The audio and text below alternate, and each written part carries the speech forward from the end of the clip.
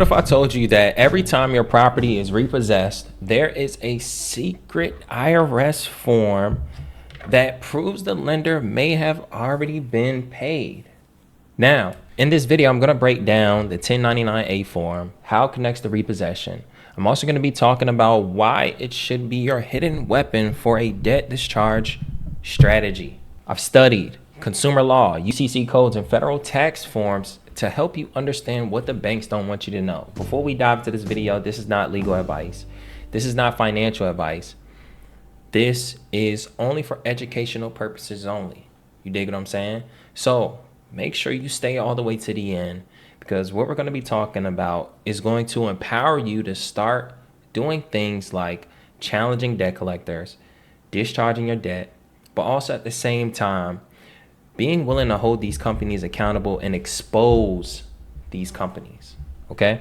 Now, if you're brand new, hit the like button, hit the subscribe button, tap in so that we can be at the top of the algorithm and they can see content just like this. So don't be afraid to hit that like button. Let's hit 300 likes on this video and we will continue to drop more game on 1099s. Okay? Now, what we're going to be talking about is the 1099-A.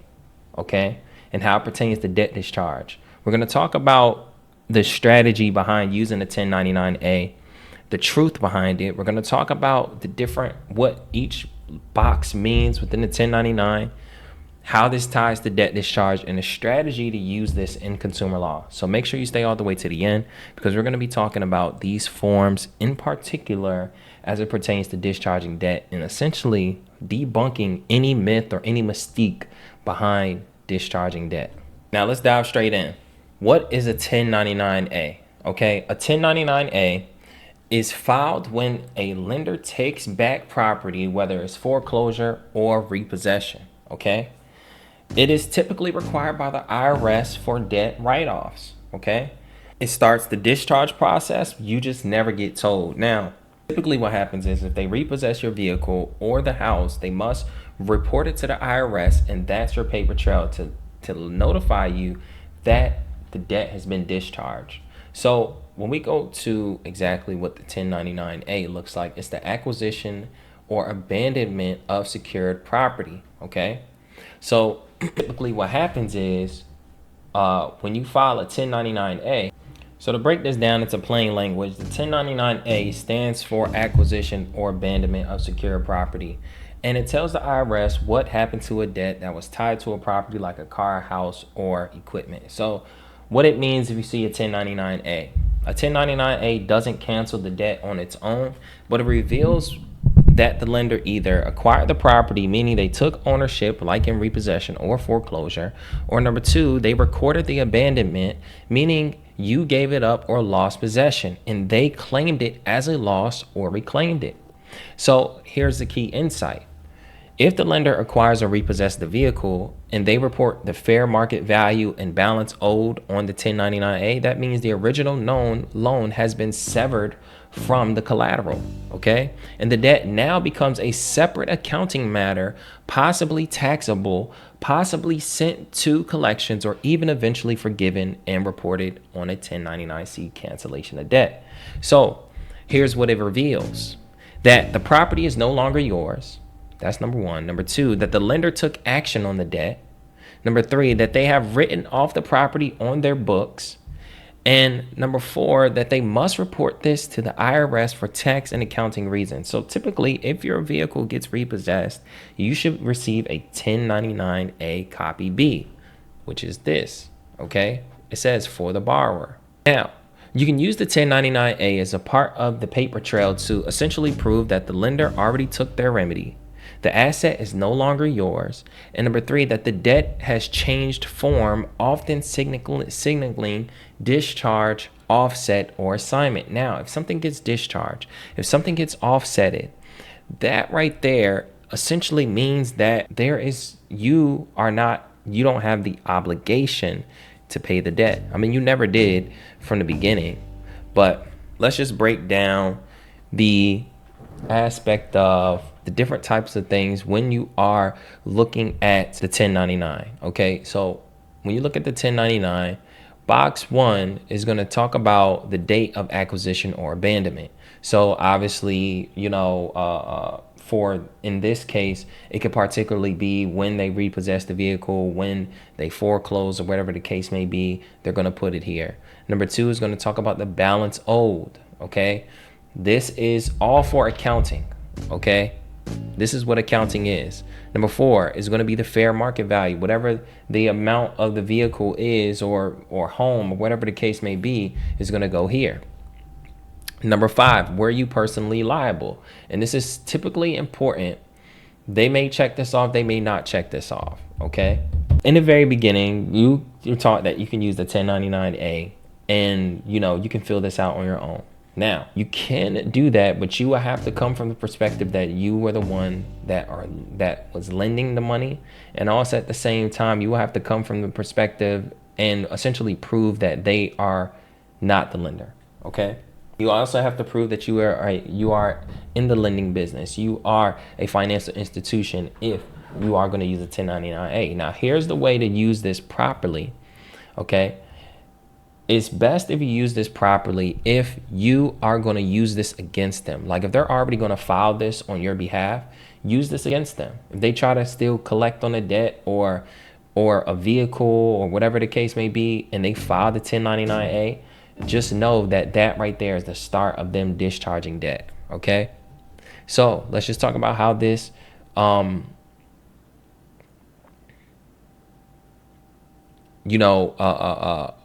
let's talk about how this is going to be used in debt discharge. Now, when we go to box 5, it says check if the borrower was personally liable for repayment of the debt. If the box is no, okay, so if they don't check this off, then that means that the lender cannot come after you for the debt. So it's important for you to get the 1099 so that you can be able to the copy B, so you can see how they filled it out and you know what course of action you should take.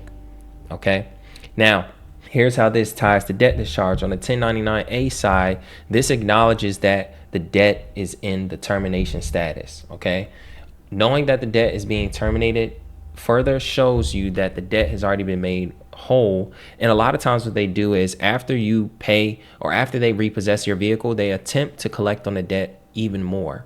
Okay, typically what happens after a 1099A, a 1099C comes through to follow through with a full cancellation. This is something else that you will also need to have full disclosure of if it happens. And this is what a charge-off is. Now, these forms are evidence for administrative remedy or legal defense towards one that is attempting to discharge debt, use a tender of payment, or better yet, offsetting and settling their debts. Because the argument is that, hey, the debt has already been paid for, the debt has already been settled, and you cannot double collect. Okay, I'm not liable for a debt that you've already been paid. Okay, so after they repossess your vehicle, they'll try to file lawsuits and this, that, and the third for the remaining balance, but they get paid out the fair market value of the vehicle no matter what. So IRS forms can show that the debt has already been handled, even if collectors keep chasing you. Okay, so that's how you would use this. Okay, some people use it. We're using the aspect where they fill out the form, whatever the case may be. But if you just wait for them to fill out the form, wait for them to charge off the debt, quote unquote, then you can use that against them. Okay. And now you don't even have to make it an argument about, you being the lender or you being the holder in due course or whatever the case may be. It's now them making an argument that they are who they say they are. Are they the ones that are the holder in due course? Are they the ones being lawful? Or are they trying to double collect? Okay. So then we dive into the strategic use when it comes to consumer law. So first things first, you want to use the asking of the 1099 copy B in your debt validation response. If they come after you for the debt, you want to send them you want to send them a fair debt validation letter according to the Fair Debt Collection Practices Act under 15 USC 1692G. Okay. And essentially what it says is what 15 USC 1692G, it pretty much gives you the right to validate debts. And part of the validation of debts and through the FDCPA, they must provide all the disclosures that pertains to the debt, including the disclosures that discharges the debt. Okay, including the accounting ledgers, including if there is a 1099-A or a 1099-C that was, created or filed on your behalf. This is the type of information that they should be giving you when you validate debt, not just the original wet ink signature. And if you do get the original wet ink signature, right, it should be an authenticated copy, not just a photocopy. An authenticated copy has been notarized.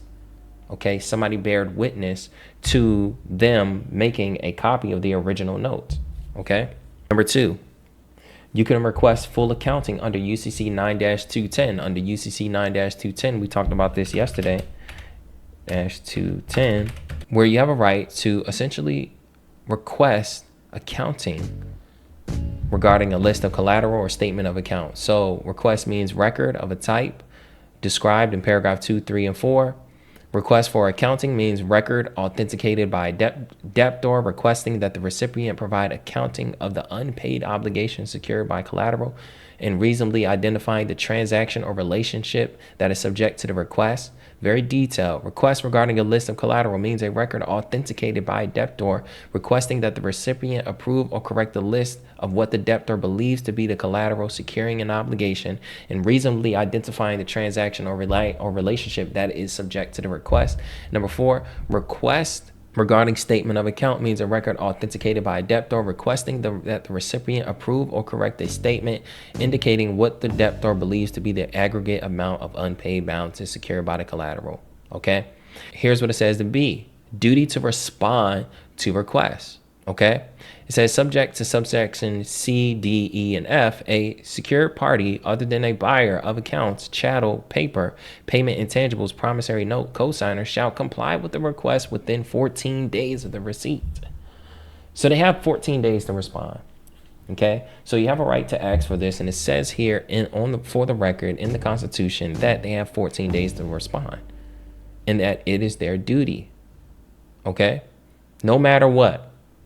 They should be able to provide these disclosures as in regards to the accounting. Okay. You can also combine with a conditional acceptance. A conditional acceptance essentially is going to, a conditional acceptance is essentially saying, hey, I'm willing to prove, if you can prove X, Y, and Z, then I rock with you. Okay. Then I will. All right. So if I just pull up a little language of what a conditional acceptance will look like. And this is for my people. If you got this far, hit the like button, hit the subscribe button if you're brand new. Now, for conditional acceptance, it says, hey, I hereby conditionally accept your offer to collect payment on an alleged account referenced above upon your presentation of the following documentation. So look, a verified copy of your original wet ink signature or contract showing my signature. Verified, authenticated. Proof that you are a lawful holder in due course of said instrument according to UCC 3-302. Full accounting and transaction ledger showing the origin of the debt and all payments and adjustments made under UCC 9-210. Okay. Legal proof that valuable consideration was given by your institution or client in exchange for the original note. Proof that the alleged debt has not been discharged, sold, satisfied through tax write-off, insurance, or any third-party settlement. And a copy of the 1099-C and the 1099-A, if applicable. Confirmation that you're in compliance with 15 U.S.C. 1692G and 15 U.S.C. 1601. Affirmation that no third-party debt collector is misrepresenting their standing in violation of the federal law. So I'm very strategic and very detailed on the type of questions that I'm asking. And now they should be answering these point for point. If they can't answer these point for point, then that's when they fall in the burden place. Okay, that's where they get in a position where now, look, I don't give a heck if you just show me this, but I need you to prove that you're the lawful holder in due course. I need you to provide the full accounting and transaction ledger. I need legal proof that their valuable consideration was given, meaning that you actually loaned me money from your institution.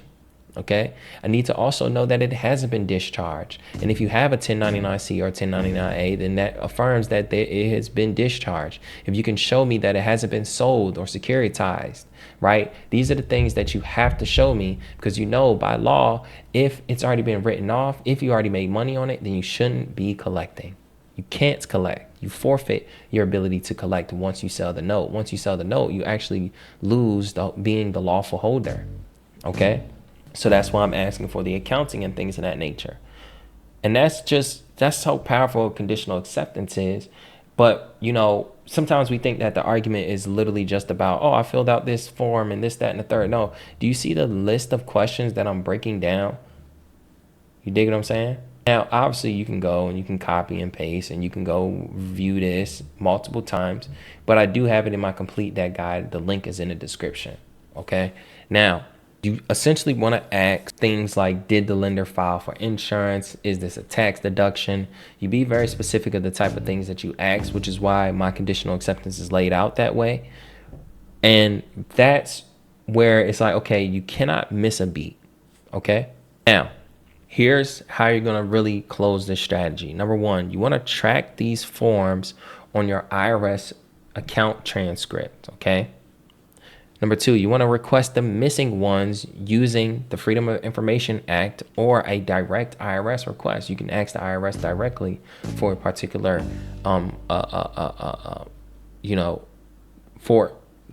to track these forms and get the IRS transcript. And you want to compare who profited, the lender, the collector, the IRS write-off, because at the end of the day, if somebody made money off of the note that they are claiming that they are the ones where you owe, if they was able to make money off of that, it puts them in a position to where they cannot say that you never really gave them something of value. Like you just agreed to a term, but be upfront and tell me that my agreement or me signing that created an obligation. That obligation is a financial asset to you. If you were just upfront about that, we wouldn't be going down this rigmarole right now. And I'm not saying this so that one can get emotional and things of that nature, but it's more in the aspect of, when you start to challenge their honor and they move in dishonor, that right there is a violation. Moving in dishonor is just giving you the wrong information. Moving in dishonor can be essentially them giving you false information. Moving in dishonor can essentially be them ignoring you, okay? Not answering point for point, right? Not taking your lawful tender, right? They will say, well, oh, it's not legal tender. But, I mean, when you look at the definition of tender, you dig what I'm saying? Boom. It says that tender is to unconditionally offer money or performance to meet an obligation. So when you think about it, you are always unconditionally offering money. You are always performing to meet an obligation. That's when you send a unconditional offer or a conditional offer or a conditional acceptance, you are performing to meet an obligation. See, we don't look at that as simple as that. We try to overcomplicate it and think we got to fill this form and that form and we got to have this set up and that set up. But if you can prove that you were performing on the obligation, they can't say that you breached the contract. Okay? But then on the other foot, if they refuse it, it says that under UCC 3-603 that if a tender of payment of an obligation to pay an instrument is made to a person entitled to enforce the instrument and the tender is refused, then there is discharge. Okay? So these are the things that you would include in your debt validation letter. These are the things that you would include in your conditional acceptance letter. These are the things that when you start to challenge them and you ask them for particular information, especially when we're talking about a strategy of a 1099A, you ask them for it. Hey, do you have the copy B? Do you have the copy B of the 1099C or the 1099A for my records? And there's nothing wrong with that. If it was something that would be detrimental to them, then they would just give it to you if it wasn't so detrimental to them. It's I can't give that to you. That will be false and misleading information. And according to 15 USC 1611 under the Truth in Lending Act, it says that they will be under criminal liability for willful and knowing violation. So if they give false or inaccurate information or fails to provide information which he is required to disclose under the provisions of the subchapter, right, or otherwise fails to comply with any requirement imposed under this subchapter, shall be fined not more than $5,000 or imprisoned. So it's now a criminal offense if they lie about the stuff that we're asking for. Oh, well, you can't give it to me? Okay, let me take your name and your number. Because it's actually a criminal offense for you to willfully and knowingly violate my rights by lying, giving me false information. When you start to throw these things out at them, that right there puts them in a position where now they're caught red-handed, and it's like, damn, should I tell the truth? Should I hang up on them? And if they do stuff like that, then this is why we always ask for them to send it in writing. Try not to have these conversations over the phone, because if they lie in writing, you can present that in court.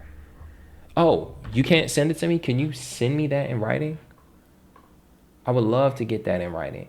If they decide not to send it in writing, then that's when you want to send them a letter and ask them for it in writing. Look, I spoke to this agent and I asked them, this agent said that they couldn't provide this information to me. And that, I don't think that that's true. I know that under the Truth in Lending Act, I know that under the FDCPA, I know that under the UCC, that you guys have a duty to provide this information to me. Okay? And just in case this person may have had it wrong, I'm giving you guys an opportunity to provide that information in writing, right? If you're going to say that you can't give it to me, I would love to see that in writing, okay? And I want you to know that if you lie under 15 U.S.C. 1611, you cannot give me false and misleading information. That will be a criminal offense, okay? That would be a level of fraud, all right? That would be you dishonoring me, okay? And then furthermore, if you ignore this attempt, you'll be violating the FDCPA, okay? 15 U.S.C. 1692, okay? So part of understanding these laws is so that, they can't just take advantage of you and give you some BS by saying, oh, we can't give you that. Yeah, if you can't give me that, right?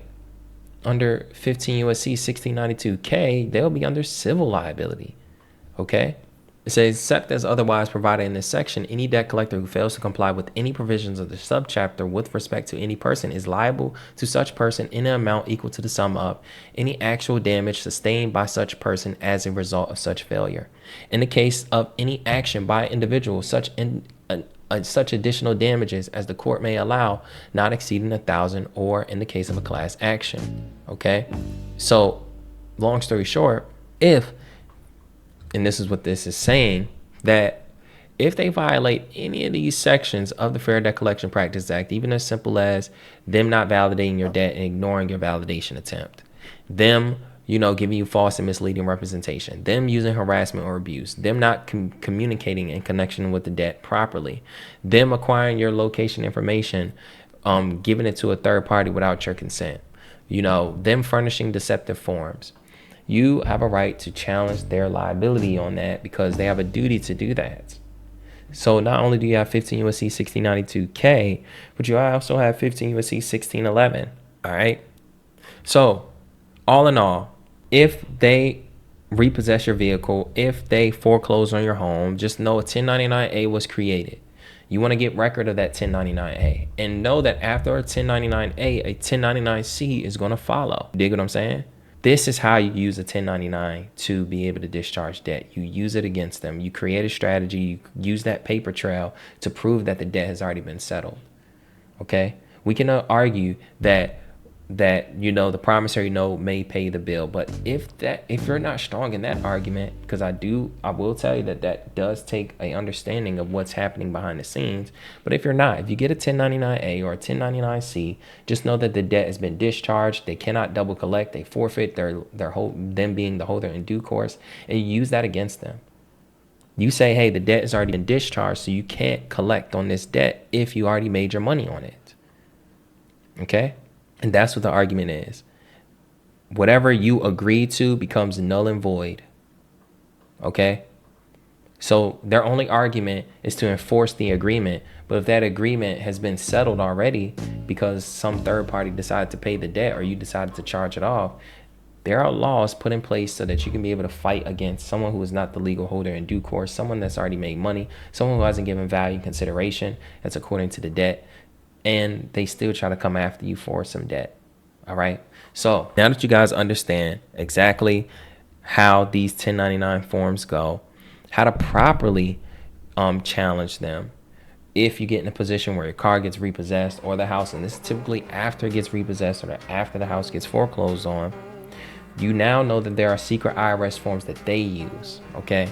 And we've learned to fill out these forms ourselves, but no, you can actually just you go based off of what they fill out already and use it against them, okay?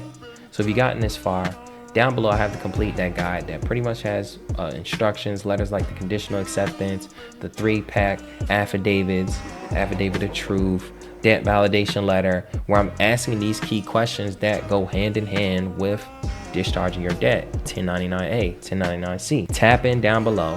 If you tap into the complete debt guide, you become an affiliate and you get 80% commission for anybody you refer to it. Number two, if you want to work with me one-on-one, tap into my one-on-one mentorship link down below.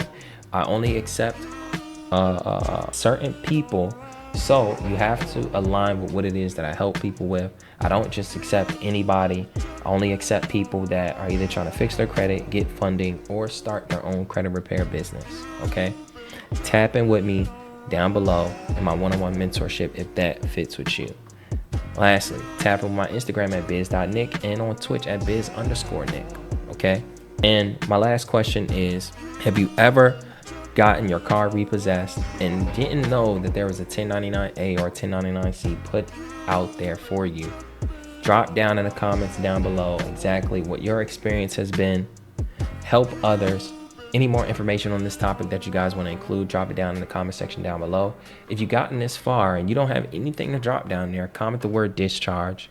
I love you guys. Remember to hit the like button, hit the subscribe button, hit the post notification bell, and I'll see you in the next one.